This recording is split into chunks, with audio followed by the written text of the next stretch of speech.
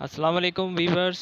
इस वीडियो में मैं आपके लिए आईबीए के जो टेस्ट आए थे जेएसटी टीचर्स के लिए 2018 के उसके कुछ क्वेश्चंस लेकर आया हूं और आज हम उन क्वेश्चंस को सॉल्व करेंगे। ओके, क्वेश्चन नंबर 1 है, a recipe serves 10 people and uses 3 cups of flour. If you want to make the recipe for 15 people, how many cups of flour should you use. So ये question जो है वो जो इसकी type है वो ही proportion type question है। ठीक है, इसमें प्रोपोर्शन में क्या होता है, रिलेशनशिप बिटवीन टू वैल्यूज़, दो वैल्यूज़ के दरमियान रिलेशनशिप होता है। नंबर 1 इसमें पीपल दिया गया है और नंबर 2 इसमें कप्स हैं। ठीक है, तो इसमें दो रिलेशन है हमारे पास। तो फर्स्ट लाइन है उसमें बात की जा रही है 10 पीपल की, and 10 people are using 3 cups. अगर हम 10 लोगों के लिए 3 कप आटा इस्तेमाल करते हैं तो 15 लोगों के लिए कितने कप आटा हम इस्तेमाल करेंगे। तो अब इसमें रिलेशन है। सो रिलेशनशिप में क्या होता है, हम क्रॉस मल्टीप्लिकेशन करते हैं। सिंपली मैं आपको क्रॉस मल्टीप्लिकेशन बनाकर दिखाता हूँ। 15 multiply with 3 and 10 multiply with x. Okay, अब हम इसको अरेंज करते हैं। 10x हो जाएगा equals to 15 multiply by 3। So 10x is equal to 15 multiply by 3 45। So x आपका यहीं रहेगा। 10x के साथ मल्टीप्लाई कर रहा था तो इक्वल किस तरफ जाएगा, तो ये रूल है कि वो डिवाइड में आ जाएगा। ओके, जो 45 को 10 से डिवाइड करेंगे तो हमारा आंसर जो है पॉइंट्स में आएगा। ये हो जाएगा 4.5, यानी 4.5 कप जो है वो आप यूज़ करेंगे 15 लोगों के लिए, 15 पीपल के लिए। So the right answer is, इस ऑप्शन में आंसर्स भी दिए गए हैं जो कि जैसा कि आईबीए के क्वेश्चंस में आए थे, तो हमारा सही जवाब जो है वो ऑप्शन डी है। चलते हैं नेक्स्ट क्वेश्चन की तरफ। The high temperature for a 5-day period were is follows. मतलब इसमें हमें 5 टेम्परेचर्स दिए गए हैं 5 दिनों के, Monday, Tuesday, Wednesday, Thursday, Friday. अच्छा, वो सब टेम्परेचर्स हमें उसकी क्या कहते हैं वैल्यूज़ के साथ हैं कि भाई 75 फ़ारेनहाइट, 82, 78, 84 एंड 81। इसमें मालूम क्या करना है, what was the mean average high temperature for the 5-day period. इसमें हमें एवरेज मालूम करनी है कि उन 5 दिनों में जो था वो एवरेज टेम्परेचर वो क्या था। तो एवरेज का फार्मूला होता है average is equal to total values divided by number of values. यानी जो हमें गिवन टेम्परेचर्स दिए गए हैं, जो टेम्परेचर्स दिए गए हैं उसे हमने क्या करना है, ऐड कर लेना है और फिर उसको डिवाइड करना है उसके नंबर ऑफ़ वैल्यूज़ के साथ कि वो टेम्परेचर थे कितने, मतलब कितने दिन की बात हो रही है, 5 दिनों की। तो उसे हम डिवाइड कर देंगे 5 से। ओके, सो इन सब वैल्यूज़ को ऐड करते हैं आपस में। तो अगर आप कैलकुलेटर भी यूज़ कर सकते हैं या चाहे तो रफ वर्क कर लें साइड पर। ये हो जाएगा 400।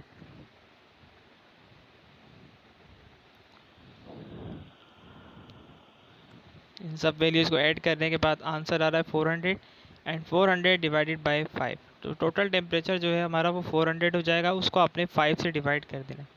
तो 5 से डिवाइड करेंगे तो हमारा आंसर आएगा 80 फ़ारेनहाइट। ओके, सो जो हमारा सही आंसर आ रहा है जो वो है 80। अब इसमें देखते हैं 80 कौन से ऑप्शन में, सी ऑप्शन में। तो C is our right answer. Average निकालने का फॉर्मूला होता है वो आप याद कर लें, सिंपल है। आप गिवन वैल्यूज़ को प्लस करें, उसको डिवाइड कर दें। नेक्स्ट क्वेश्चन है हमारे पास,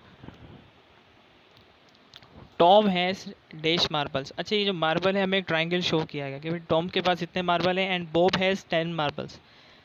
सो Tom has 3 more marbles than Bob, which number sentence is correct. So आपके पास 4 ऑप्शन है, A, B, C and D. इसमें से स्टेटमेंट जो है वो सही स्टेटमेंट कौन सी होगी। ये कह रहा है 3 मोर। अब किसके लिए 3 मोर कह रहा है, टॉम के लिए, क्योंकि टॉम के पास 3 मार्बल जो है वो किससे, बॉब से ज़्यादा है। और यहाँ ट्राइंगल को जो ये शो कर रहा है मार्बल से, यानी ये स्टेटमेंट सही होगी कि 3 plus triangle is equal to 10। अच्छा, 10 मार्बल जो थे वो बॉब के थे, इसलिए टॉम के मार्बल 3 इससे ज़्यादा हैं, तो हम 3 plus triangle is equal to 10। तो ये स्टेटमेंट आपका सही हुआ। तो ये कौन से गिवन ऑप्शन में है, सी में से। तो इसका जो सही जवाब है वो ऑप्शन सी होगा, क्योंकि 3 प्लस आंसर आ रहा है उसका। नेक्स्ट क्वेश्चन है, what is the value of expression shown below when a is equal to 36, b is equal to 12 and c is equal to 2। इसके भी 4 ऑप्शन है हमारे पास। 3 multiply by a divide by b whole जो square है वो हमारे पास क्या है, c इस पर स्क्वायर है। अच्छा, ये जो क्वेश्चंस हैं आपके पास ये मैथ के रूल से सॉल्व होंगे। ए डिवाइडेड बाय 30, ए की वैल्यूज़ जो है वो आपने पुट कर देनी है, वो हो जाएगी 36 डिवाइडेड बाय बी की वैल्यू क्या गिवन है ऊपर, बी की वैल्यू गिवन है 12। सो आपने बी की वैल्यू 12 यहाँ रख देनी है। देन ब्रैकेट क्लोज, पावर सी दिया हुआ है तो सी की वैल्यू जो है वो यहाँ पर गिवन है 2, तो आप पावर सी की जगह 2 लगा देंगे। तो आपने सबसे पहले इन वैल्यूज़ को रिप्लेस कर देना है। अब इसको सॉल्व किस तरह से करना है, मैथ्स में एक रूल होता है बोर्ड पास, BODMAS, मीन्स सबसे पहले इस रूल के मुताबिक ब्रैकेट्स सॉल्व करते हैं, ठीक है। उसके बाद हम सॉल्व करते हैं डिवीज़न को, फिर मल्टीप्लिकेशन, फिर एडिशन, देन सबसे लास्ट में सॉल्व किया जाता है सब्ट्रैक्शन को। तो अब इसमें देखें हमारे पास सबसे पहले क्या है, हमारे पास ब्रैकेट्स हैं। तो हम 36 को 12 से डिवाइड कर देते हैं। 36 डिवाइडेड बाई 12 तो कितना आएगा, 12 का टेबल अगर आप 3 टाइम्स पढ़ें तो 36 आ रहा है। It means 36 divided by 12 is equal to 3, ये भी आप लिख सकते हैं। तो आपका आंसर आ रहा है 3। देन पावर आपके पास 2 थी। अब एक और रूल ये है कि सबसे पहले पावर सोल्व की जाती है, देन मल्टीप्लाई होता है। सो 3 का पावर जो हम लेंगे वो 9 हो जाएगा, क्योंकि 3 3 ज़ा 9 और 9 3 से मल्टीप्लाई हो रहा है। सो ये कितना हो जाएगा, 3 9 ज़ा 27। सो ये आपका क्वेश्चन सोल्व हो गया। इसमें ऑप्शन सी जो है वो हमारा राइट आंसर। चलते हैं नेक्स्ट क्वेश्चन की जानिब। इसमें हमें एक बॉक्स दिया हुआ है, how many of the following numbers are prime. इसमें हमें बताना है कि कितने नंबर जो है वो हमारे पास प्राइम नंबर्स हैं। ऑप्शन भी आपके पास दिया हुआ है, A2, B3, C4 and D8 what ever. सबसे पहले मैं आपको बता दूं प्राइम नंबर्स होते हैं क्या। प्राइम नंबर्स वो होते हैं जो अपने ही टेबल में आते हैं, यानी numbers that are divisible by itself. So ये स्टार्ट होता है प्राइम नंबर 2 से, 2 3 5 7 11 13 17 एंड सो ऑन। और अब हम इसमें क्या करेंगे, हम इस बॉक्स में जो हमारे पास नंबर दिए हुए 7 8 9 10 11 12 13 14 15 16 17 18, इसमें से हम प्राइम नंबर्स को सर्किल कर देंगे। जो प्राइम नंबर इसमें है पहले सबसे पहले आपने इसको सर्किल कर देना। 13 प्राइम नंबर है आपका, इसके अलावा 17 भी है, वो आपका प्राइम नंबर है। अब आपने काउंट कर लेना कितने प्राइम नंबर होगा, 1 2 3 4। सो आपके पास इस बॉक्स में गिवन है 4 प्राइम नंबर्स, तो आपने 4 पर टिक कर देना है। सो 4 आपका राइट आंसर है, ऑप्शन सी। अब इस क्वेश्चन को भी समझने की ज़रूरत है। ये the shaded parts of the diagram represent the spaces that are reserve, what percent of the spaces is reserve. ये कह रहा है इस शेप के अंदर जो हमारे पास बॉक्सेस हैं उसमें जो शेड हुआ हुआ, जिन बॉक्सेस पर कलर हुआ हुआ वो रिजर्व है पार्किंग के लिए, ठीक है। एक बॉक्स जो है वो एक पार्किंग स्पेस कवर करता है। तो ये टोटल कितने बॉक्स हैं हमारे पास, ये भी हमें काउंट करने हैं। 1 2 3 4 5, ये अराउंड 20 है हमारे पास। 20 बॉक्स हैं टोटल, जिसमें से शेडेड कितने हैं और अनशेडेड कितने हैं। 20 में से आई थिंक 1 2 3 4 5 6 7 8, 8 जो है वो आपके पास शेडेड है। तो सबसे पहले आप देखें 20 जो पूरे आपके ओवरऑल बॉक्सेस हैं ये बराबर होते हैं 100% के, क्योंकि आपको आंसर जो है वो परसेंटेज में दे रहा है। तो ये पूरा शेडेड जो बॉक्स है आपका वो 100% के इक्वल है, विच में से आप एक बॉक्स को 5% लोगे, यानी एक बॉक्स जो है वो बराबर होता है 5% के, और 20 बॉक्स 100% के बराबर हो जाएंगे। तो आप इस शेडेड बॉक्स को काउंट कर लो। जब आपने 8 शेडेड बॉक्स काउंट किए तो 8 5 ज़ार 40, तो आपका जवाब क्या आ रहा है, 40% जो है वो पार्किंग स्पेस रिजर्व। अब इसका मेथड नंबर 2 क्या है, 8 इज इक्वल टू 40%। भाई 8 शेडेड जो है वो 40% के बराबर हो, क्योंकि 1 जो शेडेड बॉक्स था वो 5% के बराबर था। अब इसका एक और मेथड है, सेकंड मेथड ये है कि 8 divided by 20 shaded box divided by total box multiply with 100, ये फार्मूला है। इसको 21 ज़ार 20 और इसको वो हम मल्टीप्लाई कर देते 5 टाइम्स, तो 100 हो जाएगा। सो बचा क्या हमारे पास 8 और 5। So 8 multiply by 5 is equal to 40। So 40 is your right answer. So the option C is your right answer. इस सवाल को करने के 2 मेथड हैं। अब चलते हैं इस क्वेश्चन की जानिब। The area of a square is determined using by the formula S square, यानी जो एरिया और स्क्वायर हमने निकाला है वो इस फार्मूले के तहत निकाला है। क्या है फार्मूला, वो S square, area of square is equal to S square. So what is the length in inches of each of the side of square, यानी साइड ऑफ स्क्वायर की क्या लेंथ होगी हमें वो बतानी है। So area of square is equal to side square. Area of square का मतलब होता है कि आपकी जो कोई भी एक साइड है, आप उसका स्क्वायर करते हैं तो आपको उसका एरिया पता लग जाता है।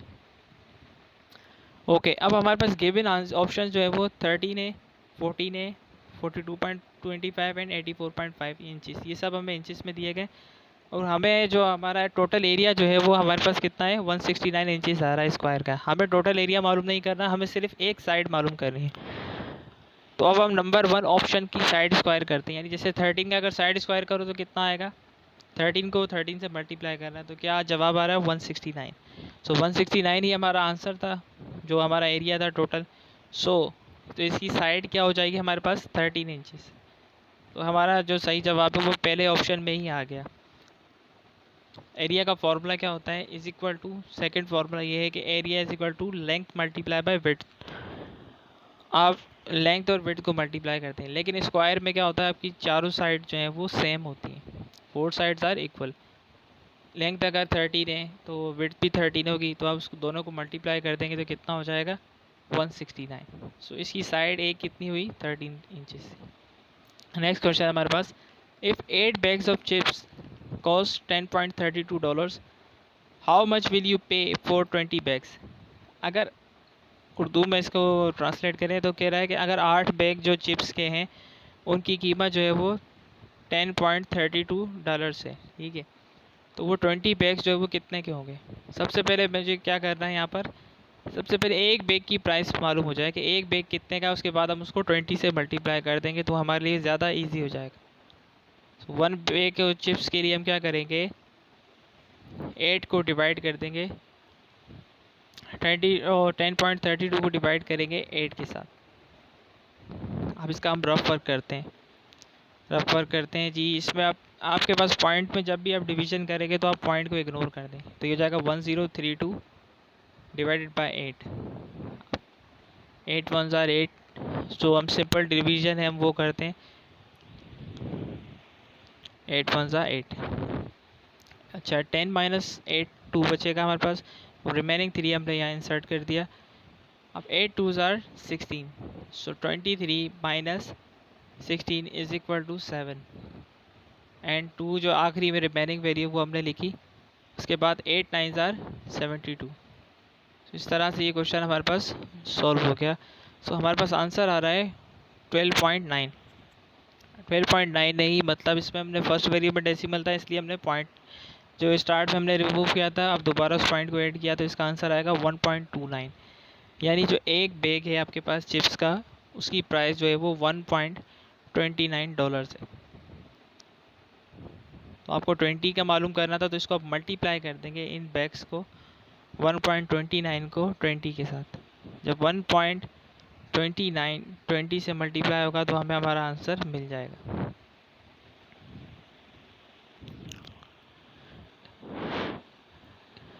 तो 20 बैग्स के लिए हम मल्टीप्लिकेशन शुरू करते हैं। आप इसको डायरेक्ट कैलकुलेटर से भी मल्टीप्लाई कर सकते हैं, but I am not using calculator. ये हो जाएगा 12.9, ज़ीरो कैंसिल हो जाएगा तो डेसिमल आपका आगे चला जाएगा, तो ये हो जाएगा 12.9 मल्टीप्लाई बाय 2। जब 12.9 मल्टीप्लाई करेगा 2 से तो ये हो जाएगा 25.8।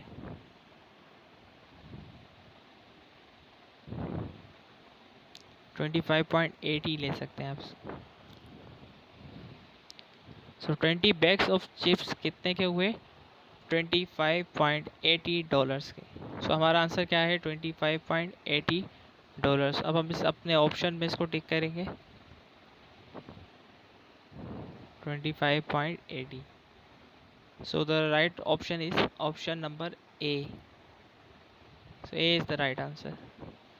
Now another question. A drink contains 20% mango juice and the rest is apple juice. What is the ratio of mango juice to apple juice? इसमें हमने रेशो फाइंड करना है मैंगो जूस और एप्पल जूस का। तो सबसे पहले हमारे पास मालूम होना चाहिए कि टोटल जूस की जो क्वांटिटी है हमारे पास वो कितनी है, 100%, यानी जिसमें मैंगो भी शामिल है और एप्पल भी शामिल है। हमने इसका रेशो पता नहीं है, सिर्फ हमें गिवन किसका रेशो है, मैंगो का। मैंगो की जो परसेंटेज हमें दी गई है वो हमें 20% दी गई। और इसके अलावा एप्पल की जो हमें दी गई है वो 80% दी गई। अब आपने करना क्या है कि आपके पास दोनों रेशियोज गिवन है, आपने रेशियो किस तरह से फाइंड करना था, mango juice to apple juice, mango juice के साथ एप्पल जूस का रेशियो मालूम करना था। तो आप क्या करेंगे, इसको डिवाइड कर देंगे, रेशियो में हम वैल्यूज़ को डिवाइड करते हैं। तो मैंगो जूस हमें कितना गिवन है, mango is equal and Apple juice, because the ratio is the comparison between two values, 20 divided by 80, mango juice is 20% and apple juice is rest is 80%, so 21s are 20, 24s are 80, so 1/4 is our answer। इसको आप arrange कर देंगे ratio की form में तो ये हो जाएगा 1/4, सो 1/4 आपका सही जवाब है। ऑप्शन नंबर अब इसको फाइंड करना है किस में है, ये option A is the right answer. Okay, so ये कंप्लीट हुआ।